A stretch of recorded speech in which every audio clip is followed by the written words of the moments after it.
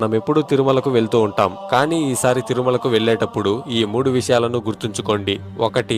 తిరుమల కొండపై చెప్పులు వేసుకుని తిరగకూడదు. ఎందుకంటే తులసి ఇచ్చిన శాపం వల్ల విష్ణుమూర్తి శాలిగ్రామ శిలగా మారాడు. తిరుమల కొండ కూడా అలాంటి శాలిగ్రామ శిల లాంటిదే. అందువల్ల తిరుమలపై చెప్పులు ధరించి తిరగకూడదు. 2. తిరుమల చాలా పవిత్రమైన స్థలం. కొత్తగా పెళ్లైన దంపతులు 6 నెలల పాటు తిరుమలకు వెళ్లకూడదు. ఎందుకంటే తిరుమలకు వెళ్లే వారికి ఆ గోవిందుడి మీద భక్తి తప్ప ఇంకేమీ మనసులో ఉండకూడదు. కొత్తగా పెళ్లైన దంపతులకి మనసులో కామవాంఛలు ఎక్కువగా ఉంటాయి. అందువలన కొత్తగా పెళ్లైన దంపతులు 6 నెలల పాటు తిరుమలకు వెళ్లకూడదు. ఆ వెంకటేశ్వరుడు కూడా పద్మావతి అమ్మవారిని వివాహం చేసుకున్న 6 నెలలకి తిరుమలకు వెళ్ళాడు. అప్పటి వరకు వెంకటేశ్వరుడు అగస్త్య మహర్షి ఆశ్రమంలో ఉన్నాడు.